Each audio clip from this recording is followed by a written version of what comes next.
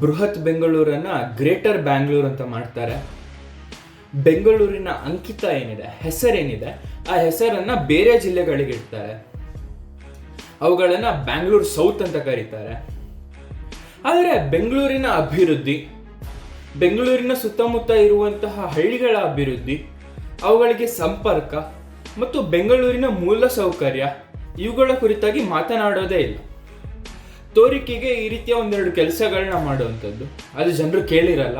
ಆದರೆ ಇವರ ಒಂದು ನೇಮ್ ಟ್ಯಾಗಿಗೋ ಅಥವಾ ಯಾರದೋ ಹಿತಾಸಕ್ತಿಗೆ, ಯಾವುದೋ ಜಾಗ, ಯಾರಿದೋ ಸಂಸ್ಥೆಗಳು ಆ ಕಡೆ ಇರುವಂಥ ಕಾರಣ ಅವುಗಳ ವ್ಯಾಲ್ಯೂ ಹೆಚ್ಚಲಿಕ್ಕೆ ಬೆಂಗಳೂರಿನ ಟ್ಯಾಗನ್ನು ಯೂಸ್ ಮಾಡುವಂಥದ್ದು. ಕರುನಾಡಿನ ಸಮಸ್ತ ಕನ್ನಡ ಕುಲಕೋಟಿಗೆ ನಿಮ್ಮ ಧರಣೀಶ್ ಹೆಗ್ಡೆ ಮಾಡುವಂತಹ ನಮಸ್ಕಾರಗಳು. DNA ಯೂಟ್ಯೂಬ್ ಚಾನಲ್ ಅರ್ಪಿಸುವ ಬ್ರೇಕ್ ಡೌನ್ ಅಂಡ್ ಅನಾಲಿಸಿಸ್ ವಿಡಿಯೋಗೆ ತಮಗೆಲ್ಲರಿಗೂ ಸ್ವಾಗತ, ಸುಸ್ವಾಗತ. ವೀಕ್ಷಕರೇ, ನಗರ ಅಂತಕ್ಕಂಥದ್ದು ಹೇಗಿರಬೇಕು ಅಂದರೆ ಬೆಂಗಳೂರಿನ ರೀತಿಯಲ್ಲಿ ಇರಬೇಕು ಅಂತಕ್ಕಂಥದ್ದು ಹೇಳ್ತಾ ಇದ್ರು. ಯಾಕೆ ಅಂದರೆ 200ರಿಂದ 250 ದೊಡ್ಡ ದೊಡ್ಡ ಕೆರೆಗಳು ಮತ್ತು 100ಕ್ಕಿಂತ 150 ಚಿಕ್ಕ ಪುಟ್ಟ ಕೆರೆಗಳಿದ್ದಂತಹ ಊರು. ಅಂದರೆ ಒಂದು ಊರು ಸ್ಪಾಂಜ್ನ ರೀತಿಯಲ್ಲಿದ್ದಂಥದ್ದು. ಆ ಒಂದು ಕೆರೆ ತುಂಬಿದರೆ ಇನ್ನೊಂದು ಕೆರೆಗೆ ಹೋಗಲಿಕ್ಕೆ ಮಧ್ಯೆ ರಾಜ ಕಾಲುವೆ. ಈ ನಿಟ್ಟಿನಲ್ಲಿ ಒಂದು ಸುಸಜ್ಜಿತವಾಗಿ ಕಟ್ಟಿದಂತಹ ಸಿಟಿ ಇದಾಗಿತ್ತು. ಇಂತಹ ಸಿಟಿಯನ್ನು ಕಾಂಕ್ರಿಟೈಸ್ ಮಾಡಿ, ಅರ್ಬನೈಸ್ ಮಾಡಿ, ಎಲ್ಲಿ ಬೇಕಂದ್ರೆ ಅಲ್ಲಿ ಒತ್ತುವರಿ ಮಾಡಿ, ರಾಜಕಾಲುವೆಗಳ ಮೇಲೆ ಮನೆಗಳನ್ನು ಕಟ್ಕೊಂಡು, ಕೆರೆಗಳನ್ನು ನಿರ್ನಾಮ ಮಾಡಿ, ಹೂಳೆತ್ತದೆ, ನಗರವನ್ನು ಒಂದು ಡಂಪಿಂಗ್ ಯಾರ್ಡನ್ನಾಗಿ ಮಾಡಿ, ನಗರದ ಒಳಗಡೆ ನಮ್ಮಲ್ಲಿ ದೊಡ್ಡ ನದಿಗಳಿಲ್ಲ, ಒಂದು ಸಮುದ್ರ ಇಲ್ಲ, ಆದರೂ ಪ್ರವಾಹ ಬರುವಂತಹ ಸಿಟಿಯನ್ನಾಗಿ ಮಾಡಿದ್ದಾರೆ. ದೇಶದಲ್ಲೇ ಅಲ್ಲ, ರಾಜ್ಯದಲ್ಲೇ ಅಲ್ಲ, ಅಂತಾರಾಷ್ಟ್ರೀಯ ಮಟ್ಟದಲ್ಲಿ ನಮ್ಮ ಬೆಂಗಳೂರಿನ ಮಾನ ಮರ್ಯಾದೆ ಹೋಗುತ್ತೆ. ಮರ್ಯಾದೆ ಬರುವಂಥದ್ದು ಯಾವುದರಿಂದ? ಟೆಕ್ ಸೆಕ್ಟರ್ ಮತ್ತು ಇಲ್ಲಿರುವಂತಹ ಜನರಿಂದ. ಮರ್ಯಾದೆ ಹೋಗುವಂಥದ್ದು ಯಾವುದರಿಂದ? ಇಲ್ಲಿರುವಂತಹ ಮೂಲ ಸೌಕರ್ಯಗಳ ವ್ಯತ್ಯೆಯಿಂದ. ಇದನ್ನು ಇಂಪ್ರೂವ್ ಮಾಡಲಿಕ್ಕೆ ಆಗದೇ ಇಲ್ಲ, ಇಲ್ಲಿನ ಟ್ರಾಫಿಕ್ಕನ್ನು ಸರಿ ಮಾಡೋಕ್ಕೆ ಆಗದೇ ಇಲ್ಲ ಅಂತ ಹೇಳ್ತಾರೆ DK ಶಿವಕುಮಾರ್ ಅವರು. ಆದರೆ ಬ್ಯಾಂಗ್ಳೂರಿನ ಟ್ಯಾಗ್ ಎಲ್ಲರಿಗೂ ಬೇಕು. ವೀಕ್ಷಕರೇ, ಒಂದು ಟ್ರಾವೆಲನ್ನು ಮಾಡಲಿಕ್ಕೆ ಹೋಗಿದ್ದೆ ನಾನು BMTC KSRTCಯಲ್ಲಿ. ಅಲ್ಲಿ ಬಿಡದಿ ರಾಮನಗರಕ್ಕೆ BMTCಗಳು ಕೂಡ ಇವೆ. ಒಂದು BMTC ಬಸ್ಗಳು ಆ ಒಂದು ಫ್ರೀಕ್ವೆನ್ಸಿ ಏನಿದೆ, ಕರೆಕ್ಟಾಗಿ ಫ್ರೀಕ್ವೆನ್ಸಿ ಇಲ್ಲ. ಈ ಮಳೆಗಾಲ ಬಂದಿಲ್ಲ, ಇನ್ನು ಮುಂಗಾರು ಬರೋ ಮೊದಲು ಸಮ್ಮರಲ್ಲೇ ಮಳೆ ಆಗ್ತಾ ಇದೆ. ವಿದ್ಯಾರ್ಥಿಗಳಿಂದ ಹಿಡಿದು ಏಜ್ ಆದವರು ಎಲ್ಲ ಮಳೆಯಲ್ಲೇ ಕಾಯ್ತಾ ಇದ್ದಾರೆ. ಕೇಳಿದ್ರೆ ಅವ್ರು ಹೇಳ್ತಾರೆ, ಇಲ್ಲಿ ಹೆಸರುಗಳು ಬೇಕು, ಗ್ರೇಟರ್ ಬ್ಯಾಂಗ್ಳೂರ್ ಅಥಾರಿಟಿ ಕೆಳಗಡೆ ನಮ್ಮ ಹಳ್ಳಿಗಳನ್ನು ತಗೊಳ್ತಾರೆ, ಆದರೆ ನಮ್ಮ ಹಳ್ಳಿಗಳಿಗೆ ಬಸ್ಗಳು ದಿನಕ್ಕೆ 2-3. ಮೊನ್ನೆ ಒಂದು ಬೆಂಗಳೂರಿನ ಹೊರವಲಯದಲ್ಲಿ ರೇಪ್ ಆಯಿತು. ನಾನು ರೇಪ್ ಕೇಸ್ಗಳನ್ನು ಕವರ್ ಮಾಡೋದನ್ನೇ ಕಮ್ಮಿ ಮಾಡಿಬಿಟ್ಟಿದ್ದೀನಿ, ಯಾಕಂದರೆ ನನಗೆ ಆ ಒಂದು ಉದ್ರೇಗ ಅಥವಾ ಎಮೋಷನ್ಸ್ ಜಾಸ್ತಿ ಆಗುವಂಥದ್ದು ವಿಷಯಗಳಲ್ಲಿ. ಆ ಒಂದು ಹಳ್ಳಿ ಬೆಂಗಳೂರಿಂದ ಸುಮಾರು ದೂರದಲ್ಲೇನಿರಲಿಲ್ಲ, ಆದರೆ ಅಲ್ಲಿ ಇದುವರೆಗೂ ಒಂದು ಕರೆಂಟ್ ಕಂಬ ಇಲ್ಲ. ಕರೆಂಟ್ ಕಂಬ ಇದ್ದರೂ ಅದರಲ್ಲಿ ಲೈಟ್ ಬರಲ್ಲ, ಕರೆಂಟ್ ಇಲ್ಲ ಊರಿನಲ್ಲಿ. ಇಮ್ಯಾಜಿನ್ ಮಾಡಿ ವೀಕ್ಷಕರೇ, ಇಂತಹ ಪರಿಸ್ಥಿತಿ. ಆದರೆ ಇದಕ್ಕೆಲ್ಲ ಗ್ರೇಟರ್ ಬ್ಯಾಂಗ್ಳೂರ್ ಅಥಾರಿಟಿ ಕೆಳಗಡೆ ತರುವಂಥದ್ದು. ಮೊದಲು ಮೂಲ ಸೌಕರ್ಯಗಳನ್ನು ಇಂಪ್ರೂವ್ ಮಾಡಬೇಕು ಅಂತ. ಆ ಬಸ್ಸಲ್ಲಿ ಹೋಗುವಂತಹ ಹೆಣ್ಮಕ್ಳಿಗೆ ಒಂದು ಕೇಳಿದೆ, ತಾಯಿ ಎಷ್ಟು ಬಸ್ಗಳಿವೆ ನಿಮ್ಮೂರಿಗೆ ಅಂದರೆ, ಅಣ್ಣ 6 ಗಂಟೆಗೆ ಒಂದು ಬಸ್ ಇದೆ, ಅದು ಬಿಟ್ಟರೆ ರಾತ್ರಿ 10 ಗಂಟೆಗೆ ಒಂದಿದೆ. ಈ ಎರಡರಲ್ಲಿ ಯಾವುದಾದ್ರೂ ಒಂದು ಮಿಸ್ ಆದರೂ ಕೂಡ ನಾವಿಲ್ಲೇ ರಾತ್ರಿ ಇರಬೇಕು ಅಂತಕ್ಕಂತಹ ಪರಿಸ್ಥಿತಿ. ವೀಕ್ಷಕರೇ, ಮತ್ತೆ ಮೈಸೂರಿಗೆ ಹೋಗುವಂತಹ ವಿಷಯ ನೀವು ಬಿಡಿ, ರಾಮನಗರ, ಬಿಡದಿ, ಚನ್ನಪಟ್ಟಣ ಇವೆಲ್ಲ ಬಿಟ್ಬಿಡಿ. ಯಾಕಂದರೆ ಇಲ್ಲಿಗೆಲ್ಲ ಬಸ್ಸೇ ಹೋಗ್ತಾ ಇಲ್ಲ. ಯಾಕಂದರೆ ಮೈಸೂರು ಟು ಬ್ಯಾಂಗ್ಳೂರ್ ಎಕ್ಸ್ಪ್ರೆಸ್ ಬಸ್ಗಳನ್ನು ಜಾಸ್ತಿ ಬಿಡ್ತಾ ಇದ್ದಾರೆ. ಯಾಕೆ ಅಂದರೆ ನ್ಯಾಷನಲ್ ಹೈವೇ ಇದೆ, ಬೈಪಾಸ್ ಇದೆ, ಬೈಪಾಸ್ ಮೇಲೆ ಹೋಗುತ್ತೆ ಅಣ್ಣ ಬಸ್ಗಳು. ಯಾವುದು ನಮ್ಮ ಊರಿಗೆ ಒಳಗಡೆ ಹೋಗಲ್ಲ. ಸರ್ವಿಸ್ ಬಸ್ಗಳನ್ನ ಕಮ್ಮಿ ಮಾಡಿಬಿಟ್ಟಿದ್ದಾರೆ, ಎಲ್ಲ ಎಕ್ಸ್ಪ್ರೆಸ್ ಬಸ್ಗಳು. ಹೈವೇಲಿ ಕೂಡ ನಿಲ್ಲಿಸಲ್ಲ. ಏನು ಮಾಡಬೇಕು ಜನರು? ಏನು ಮಾಡಬೇಕು? ಸರ್ವಿಸ್ ಬಸ್ಗಳಲ್ಲಿ ಹೇಗೆ ಹೋಗಬೇಕು? ಎಷ್ಟು ಜನ ಅಂತ ಹೋಗ್ಲಿಕ್ಕಾಗತ್ತೆ? ಅದರಲ್ಲಿ ಉಚಿತ ಬಸ್ ಸೇವೆ ಅಂದ ಕಾರಣದಿಂದಾಗಿ ಹೆಚ್ಚು ಹೆಣ್ಣುಮಕ್ಕಳು ತುಂಬಿಕೊಂಡಿರ್ತಾರೆ, ಗಂಡು ಮಕ್ಕಳು ತುಂಬಿಕೊಂಡಿರ್ತಾರೆ, ವಿದ್ಯಾರ್ಥಿಗಳು ತುಂಬಿಕೊಂಡಿರ್ತಾರೆ. ಮೂಲ ಸೌಕರ್ಯ ಸ್ವಾಮಿ, ಒಂದು ಟ್ರಾನ್ಸ್ಪೋರ್ಟೇಷನ್ ಅಂತಕ್ಕಂಥದ್ದು ಮೂಲ ಸೌಕರ್ಯ. BMTC ಬಿಡ್ದಿರೋ ಬಿಡದಿ ತನಕ, ರಾಮನಗರ ತನಕ ನೋಡಿ, ನೀವು ಅದನ್ನು ಫ್ರೀಕ್ವೆನ್ಸಿಯನ್ನು ಜಾಸ್ತಿ ಮಾಡಿ. ಜನರು ಜಾಸ್ತಿ ಡಿಪೆಂಡೆನ್ಸಿ ಇರುವಂತಹದ್ದು ಪಬ್ಲಿಕ್ ಟ್ರಾನ್ಸ್ಪೋರ್ಟಲ್ಲಿ. ಪಬ್ಲಿಕ್ ಟ್ರಾನ್ಸ್ಪೋರ್ಟ್ ಯಥೇಚ್ಛವಾಗಿದ್ದಷ್ಟು ಪ್ರೈವೇಟ್ ವೆಹಿಕಲ್ಸನ್ನು ತೆಗಿಯಲ್ಲ ಜನ. ಪ್ರೈವೇಟ್ ವೆಹಿಕಲ್ಸ್ ತೆಗಿಲಿಕ್ಕೆ ಮೂಲ ಕಾರಣಗಳೇ ಇವರಾಗೋಗಿದ್ದಾರೆ.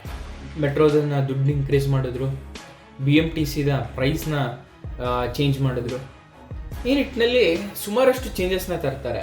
ಅದ ನಂತರ ಜನರ ಹೊಟ್ಟೆ ಮೇಲೆ ಹೊಡಿತಾರೆ. ಆದರೆ ಸೌಕರ್ಯಗಳೇನು ಸಿಗಲ್ಲ. ಸೌಕರ್ಯಗಳನ್ನ ಕೇಳಬಾರ್ದು, ಬಿಟ್ಟು ಬೇರೆಲ್ಲ ಮಾಡ್ಬೋದು. ಈ ಕುರಿತಾಗಿ KSRTC ಮತ್ತು BMTCಯ ಒಂದು ಸಂಘಟನೆ ಇದೆ, ಅಂದರೆ ಡ್ರೈವರ್ಸ್ ಮತ್ತು ಕಂಡಕ್ಟರ್ಸ್ಗಳ ಸಂಘಟನೆ. ಅವರು ಮೇ 31 ಒಳಗಾಗಿ ಏನಾದರೂ ಅವರ ಎಲ್ಲ ಬೇಡಿಕೆಗಳನ್ನು ಈಡೇರಿಸ್ತಾ ಇದ್ದರೆ, ಅದೊಂದಷ್ಟು ಸಮಗ್ರವಾದಂತಹ ಬೇಡಿಕೆಗಳನ್ನು ಮುಂದೆ ಇಡ್ತಾ ಇದ್ದಾರೆ. ಆ ಎಲ್ಲ ಬೇಡಿಕೆಗಳನ್ನು ಈಡೇರಿಸದೇ ಇದ್ದರೆ ಮೇ 31 ತನಕ ಕಾಯ್ತೇವೆ, ಜೂನ್ 1ನೇ ತಾರೀಕು ಒಂದು ಅಹಿಂಸಾತ್ಮಕವಾದ ಪ್ರತಿಭಟನೆ ಮಾಡ್ತೇವೆ ಅಂತ ಹೇಳ್ತಾ ಇದ್ದಾರೆ. ಏನಿದು ಅಹಿಂಸಾತ್ಮಕವಾದ ಪ್ರತಿಭಟನೆ? ಏನಿದು ಸ್ಪೆಷಲ್ ಆಗಿ ಮಾಡ್ತಾ ಇದ್ದಾರೆ? ನಾನು ಹೋರಾಟ ಅಂದ ತಕ್ಷಣ ಒಂದು ಹೇಳುವಂಥದ್ದು, ನೀವು KSRTC ಅಥವಾ BMTCನ ನಿಲ್ಲಿಸೋದ್ರಿಂದ ಜನರಿಗೆ ಕಷ್ಟ ಆಗತ್ತೆ. ಸ್ಪೆಷಲ್ ಆಗಿ ಯೋಚನೆ ಮಾಡಿ. ಇದು ಸ್ಪೆಷಲ್ ಆಲೋಚನೆ. ಯಾಕೆಂದರೆ ಸರ್ಕಾರಕ್ಕೆ ಏಟು ಬೀಳುವಂತಹ ಒಂದು ಆಲೋಚನೆಯನ್ನೇ ಮಾಡಿದ್ದಾರೆ. ಏನು ಅಂದರೆ, ಸರ್ಕಾರದ ಉಚಿತ ಟಿಕೆಟ್ ಏನಿದೆ ಹೆಣ್ಮಕ್ಳಿಗೆ ಕೊಡುವಂಥದ್ದು ಶಕ್ತಿ ಯೋಜನೆ ಕೆಳಗಡೆ, ಅದನ್ನು ಗಂಡು ಮಕ್ಕಳಿಗೂ ಕೊಡ್ತೀವಿ. ಒಂದು ಟಿಕೆಟು ನಾವು ಹರಿಯಲ್ಲ, ಒಂದು ಟಿಕೆಟು ದುಡ್ಡು ತಗೊಳ್ಳಲ್ಲ. ಈ ನಿಟ್ಟಿನ ಹೊಸ ಮಾದರಿಯ ಪ್ರತಿಭಟನೆಯನ್ನು ಜೂನ್ 1ಕ್ಕೆ ಮಾಡ್ತೇವೆ. 31 ಒಳಗಾಗಿ ನಮ್ಮ ಎಲ್ಲ ಬೇಡಿಕೆಗಳನ್ನು ಅಥವಾ ಬೇಡಿಕೆಗಳ ಕುರಿತಾಗಿ ನೀವು ಮಾತನಾಡಲಿಲ್ಲ ಅಂದರೆ ಅಂತಕ್ಕಂಥದ್ದು ಒಂದು ಒಳ್ಳೆಯ ಬೆಳವಣಿಗೆ, ಒಳ್ಳೆಯ ಹೋರಾಟದ ಒಂದು ನಿಯಮಾವಳಿ ಅಂತ ಹೇಳ್ಬೋದು. ಈ ನಿಟ್ಟಿನ ಹೋರಾಟ ತುಂಬ ಒಳ್ಳೆಯದಾದಂಥ ಹೋರಾಟ. ಪಾನಿ ಅರ್ತ್ ಅಂತಕ್ಕಂತಹ NGO ಏನಿದೆ, ಈ ಒಂದು NGO ಮಾಡುತ್ತೆ ಒಂದು ಟೋಟಲ್ ಒಂದು ಬೆಂಗಳೂರಿನಲ್ಲಿ ಎಷ್ಟೆಲ್ಲ ಕಾಲುವೆಗಳಿತ್ತು, 3 ರಿವರ್ ಬೇಸಿನ್ ಇತ್ತು ಅಂತ ಅವ್ರು ಹೇಳ್ತಾರೆ. ಅಂದರೆ ರಿವರ್ ವ್ಯಾಲೀಸ್ ಆಗಿರ್ಬೋದು, ರಿವರ್ಗೆ ಕನೆಕ್ಷನ್ ಇದ್ದಂತಹ ಚಿಕ್ಕ ಪುಟ್ಟ ಆದಂತಹ ಒಂದಷ್ಟು ನದಿ ತೊರೆಗಳಿದ್ದಂಥದ್ದು ಅಂತ ಅವ್ರು ಹೇಳ್ತಾರೆ. ಪಾನಿ ಅರ್ತ್ ಅಂತಕ್ಕಂಥ NGO ಬಗ್ಗೆ ನೀವು ಕೂಡ ರಿಸರ್ಚ್ ಮಾಡಿ. ಬೆಂಗಳೂರಿನಲ್ಲಿ 1312 ಮೆಗಾ ಲೀಟರ್ಸ್ನಷ್ಟು ನೀರನ್ನು ಗ್ರೌಂಡ್ ವಾಟರಿಂದ ತೆಗಿತಾರೆ. ಆದರೆ ದಿನಕ್ಕೆ ಒಂದು ಇದಿರುತ್ತಲ್ಲ, ಒಂದು ಬ್ರ್ಯಾಕೆಟ್ ಇರುತ್ತೆ, ದಿನ ಎಷ್ಟು ತೆಗಿಬೇಕು ಅಂತ. 1300 ತೆಗಿತಾ ಇದ್ದಾರೆ. ಆದರೆ ನೇಚರಲ್ಲಿ ರೆಪ್ಲೆನಿಶ್ ಆಗಬೇಕು ಅಂದರೆ ಕೆಳಗಿರುವ ನೀರು ಮತ್ತೆ ಉತ್ಪತ್ತಿ ಆಗ್ತಾ ಇರಬೇಕು ಅಂದರೆ ದಿನಕ್ಕೆ 140 ಮಾತ್ರ ತೆಗಿಬೇಕು ಲೀಟರ್ಸ್, ಮೆಗಾ ಲೀಟರ್ಸಲ್ಲಿ ತೆಗಿತಾ ಇರುವಂಥದ್ದು. ನಾವು ತೆಗಿತಾ ಇರುವಂಥದ್ದು 1300 ಲೀಟರ್. ಕಾವೇರಿ ಬರ್ತಾ ಇರುವಂಥದ್ದು 2000 ಲೀಟರ್. ಬ್ಯಾಂಗ್ಳೂರಿಗೆ ದಿನನಿತ್ಯಕ್ಕೆ ಬೇಕಾಗಿರುವಂಥದ್ದು 3000ರಿಂದ 4000 ಲೀಟರ್ಗಳಷ್ಟು ಮೆಗಾ ಲೀಟರ್ಗಳಷ್ಟು. ಇಲ್ಲಿ ಗ್ರೌಂಡ್ ವಾಟರನ್ನು ಹೀರ್ತಾ ಇದ್ದೇವೆ.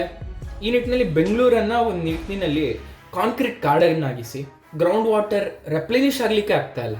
ಮೊದಲು ಟಾರ್ ಇದ್ದಾಗ ಟಾರ್ನ ಲೋ ಕ್ವಾಲಿಟಿ ಹಾಕ್ತಾ ಇದ್ರು, ಲೋ ಕ್ವಾಲಿಟಿ ಹಾಕಿದ್ರು ಪರವಾಗಿಲ್ಲ, ಅಟ್ಲೀಸ್ಟ್ ನೀರು ಹಿಂಗುತ್ತಾ ಇತ್ತು. ಆದರೆ ಈಗ ಕಾಂಕ್ರೀಟ್ ಹಾಕಿಬಿಟ್ಟು ಜನ ಜಾರಿ ಬೀಳುವಂಥದ್ದು ಹೆಚ್ಚಾಗಿದೆ. ಗ್ರೌಂಡ್ ವಾಟರ್ ರೆಪ್ಲೆನಿಶ್ ಆಗ್ತಾ ಇಲ್ಲ. ಈ ನಿಟ್ಟಿನಲ್ಲಿ ಮೂಲ ಸೌಕರ್ಯಗಳು ತುಂಬ ಕಮ್ಮಿ ಆಗ್ತಾ ಇದೆ.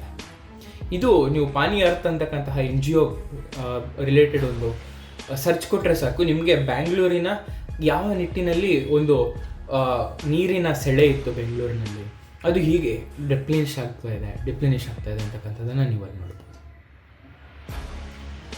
ನೀವು Bangalore to Mysore totally private ಬಸ್ಗಳಿಗೆ ಒಂದು ಮೊನೊಪೊಲಿಯನ್ನು ಮಾಡಿಕೊಡ್ತಾ ಇದ್ದೀರಾ ಅಂತಕ್ಕಂಥದ್ದು ಕೂಡ ಕಣ್ಣಿಗೆ ಬರ್ತಾ ಇದೆ. ಯಾಕಂದರೆ ಬರೀ ನೀವು ಎಕ್ಸ್ಪ್ರೆಸ್ ಬಸ್ಗಳನ್ನು ಬಿಟ್ಬಿಟ್ರೆ, ಸರ್ವಿಸ್ ಬಸ್ಗಳನ್ನ ಕಮ್ಮಿ ಮಾಡಿದರೆ ಜನರು ಏನಾಗ್ತಾರೆ, ಪ್ರೈವೇಟ್ ಬಸ್ನ ಬೆಲೆಗಳೇನು, ಅದು ವಿದ್ಯಾರ್ಥಿಗಳಿಗೆ ಕಟ್ಟಲಿಕ್ಕಾಗತ್ತಾ ಸ್ವಾಮಿ?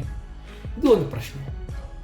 ಬೆಂಗಳೂರಿನ ಒಂದು ಹೆಸರನ್ನು ಯೂಸ್ ಮಾಡಿಕೊಂಡು ರಾಮನಗರಕ್ಕೆ ಬ್ಯಾಂಗ್ಳೂರು ಸೌತ್ ಅಂತ ಇಟ್ರಿ.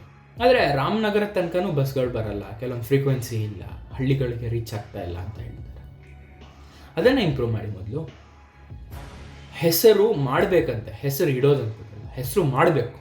ನೀವು ಇಟ್ಟಂತಹ ಹೆಸರು ಈಗ ನೀವು ಕೊಟ್ಟಿರುವಂಥದ್ದು, ಆ ಹೆಸರನ್ನು ಮಾಡುವಂಥ ನಿಟ್ಟಿನಲ್ಲಿ ಕೆಲಸಗಳನ್ನು ಆಗಬೇಕು ಅಂತಕ್ಕಂಥದ್ದು ಆಸೆ. ಜನರು ಸೌಕರ್ಯಗಳನ್ನು ಕೇಳಿದರೆ ಅದು ಏನೋ ಅವರ ಹಕ್ಕು ಆಗಿರುತ್ತೆ, ಆದರೆ ಅದು ಒಂದು ಭಿಕ್ಷೆ ರೀತಿಯಲ್ಲಿ ಆಗುತ್ತೆ. ಅದು ಸೌಕರ್ಯಗಳು ಅವರ ಹಕ್ಕು, ಮೂಲಭೂತ ಸೌಕರ್ಯಗಳು, ಫಂಡಮೆಂಟಲ್ಸ್. ಅದನ್ನು ಸ್ಟ್ರಾಂಗ್ ಮಾಡಿ. ಬ್ಯಾಂಗ್ಳೂರು ಅದಾಗೆ ಸ್ಟ್ರಾಂಗ್ ಆಗಿದೆ.